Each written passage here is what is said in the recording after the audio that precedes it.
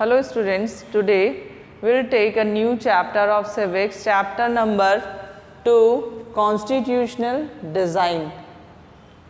In this chapter, first we read about democratic constitution in South Africa. In South Africa, first we take apartheid. Apartheid means racial discrimination. Racial discrimination यानी अपार्थिड यानी क्या होता है, जिसमें रंग भेद के आधार पे उनको एक्सप्लॉइट किया जाता है। तो कॉन्स्टिट्यूशनल डिज़ाइन में आप ये सोचेंगे कि पहले हम साउथ अफ्रीका क्यों पढ़ेंगे, क्योंकि साउथ अफ्रीका का एग्जाम्पल मैं आपको इसलिए दे रही हूँ क्योंकि ये सेम एग्जाम्पल इंडिया के जैसा ही है, जहाँ पे स्ट्रगल के बाद डेमोक्रेसी आई और इंडिया में भी सेम वाइट कॉलोनियल रूल के बाद डेमोक्रेसी आई। तो इसके पहले हम एक बार अब साउथ अफ्रीका के लिए पढ़ेंगे कि किस तरह से उसमें डेमोक्रेसी आई। तो अपार्थाइड क्या है? रेशियल डिस्क्रिमिनेशन यानी रंग भेद के आधार पर जो लोगों को एक्सप्लॉइट किया जाता है। और ये शुरू किसने किया था? 17th और 18th सेंचुरी में वाइट जो थे, ब्रिटिशर्स जो थे, उन्होंने इसको स्टार्ट किया था। स्टार्ट कैसे किया था आपको अच्छे से पता है। कॉलोनियल रूल यानी ब्रिटिश रूल वो वहीं एस्टैब्लिश करते हैं जहाँ पे उनको रिसोर्स दिखते हैं, यानी जो नेचुरल रिसोर्स बहुत ज़्यादा मात्रा में उनको दिखते हैं, वहाँ पे वो अपना रूल एस्टैब्लिश करते हैं। और लैंड को एक्सटेंड करने के लिए भी वो अपना रूल एस्टैब्लिश करते हैं। तो साउथ अफ्रीका में उन्होंने अपना रूल एस्टैब्लिश किया। रूल कैसे एस्टैब्लिश किया? वो एज ए ट्रेडर वहाँ पे गए और ट्रेडिंग कंपनी के बाद धीरे धीरे उन्होंने अपना रूल एस्टैब्लिश करना स्टार्ट कर दिया। रूल कैसे एस्टैब्लिश किया? वो वहाँ पे सेटल हो गए।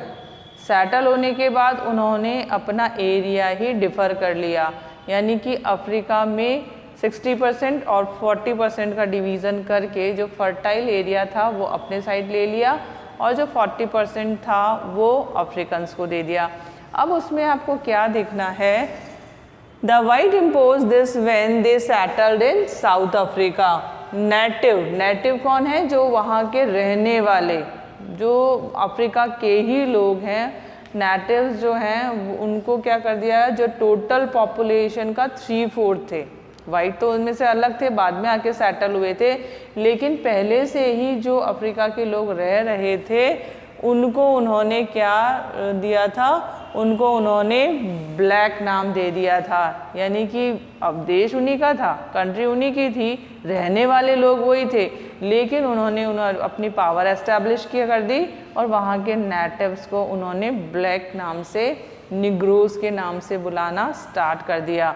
और इसके अलावा वहाँ पॉपुलेशन में कौन था? कलर्ड कौन थे?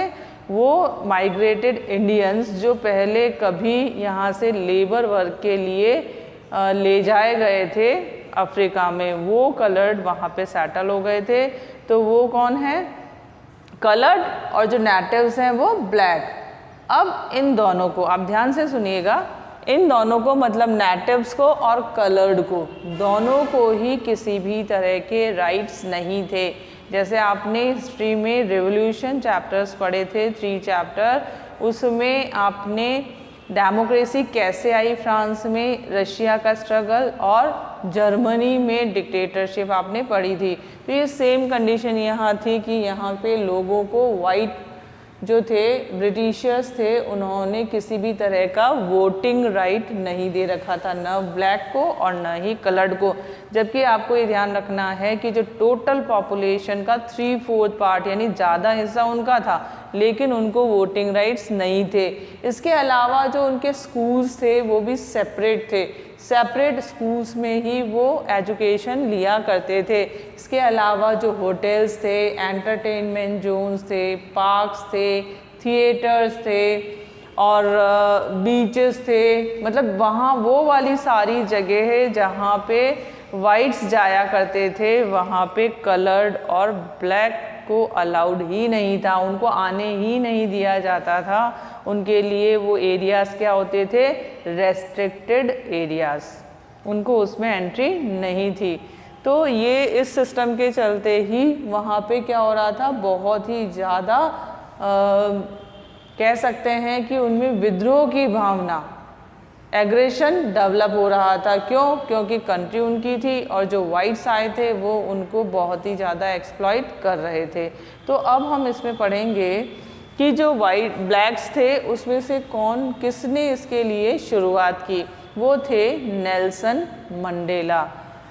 नेल्सन मंडेला ने और जो कलर्ड पीपल थे उन्होंने इसके लिए रिवोल्ट स्टार्ट कर दिया 1950 में। 1950 में उन्होंने इसके खिलाफ स्टार्ट किया। 1964 में उनको ट्रेजन यानी क्या होता है, देशद्रोह, अपार्थेड के खिलाफ रिवोल्ट करने या विद्रोह करने के लिए उन्हें दोषी पाया गया। रंगभेद नीति के खिलाफ विरोध करने के लिए दोषी पाया गया और उन्हें 1964 में जेल भेज दिया गया, इम्प्रिजन कर दिया गया। ये आपको बहुत अच्छे से ध्यान रखना है। जो अफ्रीकन ब्लैक लीडर थे वो कौन थे? नेल्सन मंडेला थे। 1950 में उन्होंने जो वर्कर्स पार्टीज होती है ना, जो हमेशा एक्सप्लॉइट की जाती हैं, वर्कर्स और जो कम्युनिस्ट पार्टी और साथ ही जो कलर्ड थे, सेटलर इंडियंस जो थे, उनके साथ मिलके उन्होंने रिबेल किया और उसी रिबेल में 1964 में नेल्सन मंडेला प्लस 7 अदर उनके सपोर्टर्स, उनको इम्प्रिजनमेंट दिया गया, आजीवन कारावास की सज़ा दी गई। अब वो जो दिया गया वो कब था? 1964 में। वो रॉबेन आइलैंड कह सकते हैं, जैसे अपने यहाँ पे अगर कुछ होता था तो अंडमान निकोबार भेज दिया जाता था जहाँ पे कोई भी नहीं जाया करता था, उसी तरह से उन्हें भी रॉबेन आइलैंड में जो प्रिजन था, ऐसे कहते थे कि वहाँ बंद करने के बाद आदमी मर जाता है, तो वहाँ पे उनको बंद कर दिया गया था और जो उनके साथी थे उनको बंद कर दिए गए थे। लेकिन अब क्या होने लगा, धीरे धीरे वो विद्रोह तेज होता गया, बढ़ता गया। The African national Congress minded, African national Congress मतलब ANC उन्होंने फॉर्मुलेट की थी। उन्होंने एक ऑर्गेनाइजेशन बनाई थी जो क्या थी? अफ्रीकन नेशनल कांग्रेस, और जिसे अम्ब्रेला ऑर्गेनाइजेशन के नाम से भी जाना गया था। उनकी ऑर्गेनाइजेशन का नाम क्या था? अम्ब्रेला ऑर्गेनाइजेशन, जो ANC यानी अफ्रीकन नेशनल कांग्रेस के नाम से जानी गई। और ये किससे बनी हुई थी? Workers, coloured and communist party के मेंबर से ही ये ऑर्गेनाइजेशन बनाई गई थी, जो क्या चाहते थे? रंग भेद नीति का विरोध कर रहे थे और इसी के लिए उन्होंने रिबेल किया था। वो नहीं चाहते थे उन लोगों को जो कि बाहर से आए हुए हैं और उन्हें ही अपने ही खुद के देश में उनका हर काम को उनके बंद कर दें और किसी तरह का राइट न दें। इसके लिए अब जो ये विरोध था वो तेज़ी से बढ़ता गया और फाइनली उन्हें क्या करना पड़ा? उन्हें मतलब वाइट्स को क्या करना पड़ा? अपने नियमों में बदलाव करना ही पड़ा। अब हम नेक्स्ट टॉपिक पढ़ेंगे, towards a new constitution, struggle and protest made. Struggle मतलब रेगुलर स्ट्रगल जो चल रहा था वो और बढ़ता गया, तेज़ी से बढ़ता गया और जो प्रोटेस्ट थे वो भी बनाए जाने लगे। किसके खिलाफ? वाइट्स के खिलाफ। तो फाइनली उन्हें अपनी जो पॉलिसीज़ थी उनको चेंज करना पड़ा। वो क्या चाहते थे कि जो डिस्क्रिमिनेशन है वो ख़त्म हो जाए। नेल्सन मंडेला जो कि उनके लीडर हैं उन्हें फ्री कर दिया जाए और कॉन्स्टिट्यूशनल चेंजेस किए जाएं, जो राइट्स हैं वो उन्हें भी दिए जाएं। इसके लिए वो डिमांड करने लगे। तो फाइनली उन्होंने पॉलिसी चेंज की और उस पॉलिसी में फिर उन्होंने नेल्सन मंडेला को फ्री किया। उसके अलावा उन्होंने जो अफ्रीकन ANC का जो उन्होंने अपना साउथ अफ्रीका का एक फ्लैग बनाया था उसे उन्होंने लगाया। कॉन्स्टिट्यूशनल चेंजेस किए गए। डेमोक्रेटिक राइट्स जो अभी तक सिर्फ वाइट्स के पास थे उसे ब्लैक एंड कलर्ड को भी दिए गए, यानी चेंजेस होने लगे, कॉन्स्टिट्यूशनल चेंजेस किए गए। इसके अलावा जो स्कूल्स और जो प्रोहिबिटेड एरियाज़ थे वहाँ पे उनको अप्रूवल मिलने लगा। मीडिया जो पहले रेस्ट्रिक्टेड थी उस मीडिया को फ्री कर दिया गया, यानी जो भी बैन पहले के समय में उन ब्लैक और कलर्ड पे लगाए गए थे धीरे धीरे उनका रिमूवल शुरू हो गया, यानी वाइट्स ने क्या किया, उनको अपने ऊपर छोड़ना शुरू कर दिया। New flag of South Africa unfurled. Apartheid यानी कि जो रंग भेद की लड़ाई थी गोरे और काले की, वो फाइनली ख़त्म हो गई। ख़त्म किसने कर दी? ब्रिटिश गवर्नमेंट ने। कॉलोनियल रूल जो उनका था उन्होंने फाइनली उसको ख़त्म किया और उसको अफ्रीका को उन्होंने फ्री कर दिया। नेल्सन मंडेला जो कि जेल में थे 28 साल के बाद, आपको ध्यान रखना है कि 28 ईयर्स वो कहाँ रहे? जेल में रहे। उसके बाद उन्हें फ्री कर दिया गया। Black appeal to their fellow to forgive whites. Blacks और जो कलर्ड थे उन्होंने, जिन्होंने कि वाइट्स ने उनके ऊपर इतना ज़्यादा उनको परेशान किया था, उनसे अपील की जाने लगी कि आप जैसा वाइट्स ने आपके साथ किया है वैसा आप उनके साथ न करें, उन्हें माफ़ कर दें। फॉरगिव यानी क्या होता है?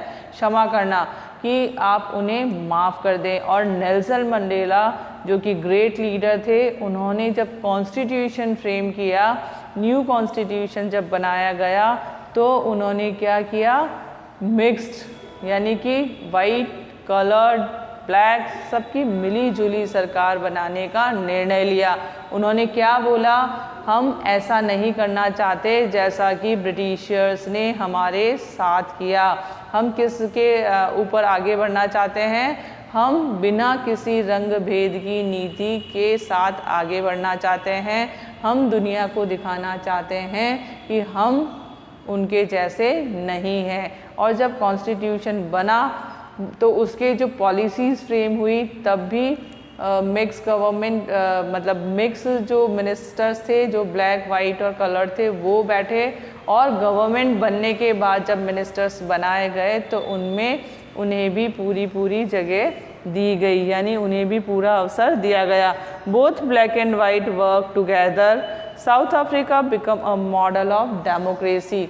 साउथ अफ्रीका अपने आप में एक अहम रूप में सामने आया जिसने कि सिर्फ ब्लैक को ही नहीं बल्कि कलर्ड और वाइट्स को भी पूरे वो राइट्स दिए जो कि और दूसरे देशों में सभी लोगों को बराबरी के साथ मिले हुए थे। और यही नहीं बल्कि मेन को ही नहीं, पुअर को ही नहीं, बल्कि रिच को ही नहीं, उन्होंने पुअर एंड वुमेन को भी इक्वल राइट दिए, यानी कि इक्वलिटी बेसिस पे कॉन्स्टिट्यूशन फ्रेम किया गया। और जो इंडिया में डेमोक्रेटिक राइट्स जो थे उसी के ऊपर बेस्ड उन्होंने अपनी डेमोक्रेटिक कॉन्स्टिट्यूशन बनाया। यानी कि जो डेमोक्रेसी है उसमें आपको समझ आया होगा कि जो कॉन्स्टिट्यूशन बनता है वो किसके ऊपर बेस्ड होता है? सभी के इक्वलिटी बेसिस पे। यानी डेमोक्रेसी और पॉलिटिक्स किस पे रन करती है? इक्वलिटी पे ही वो रन करती है। तो मुझे तो आशा है कि आपको ये समझ में आ गया होगा। जो हमने कॉन्स्टिट्यूशनल डिज़ाइन इंडिया के लिए अभी हम स्टार्ट करेंगे, उससे पहले मैंने एग्जाम्पल आपको साउथ अफ्रीका के लिए दिया जिसमें कि कॉन्स्टिट्यूशन यानी विरोध किसका हुआ और किस तरह से उन्होंने आज़ादी को हासिल किया। तो इसमें आपको ये ध्यान रखना है कि अपार्थेड यानी रंग भेद नीति के ऊपर ही रिबेल हुआ और फाइनली उनको जीत हासिल हुई, डेमोक्रेसी मिली। Thank you.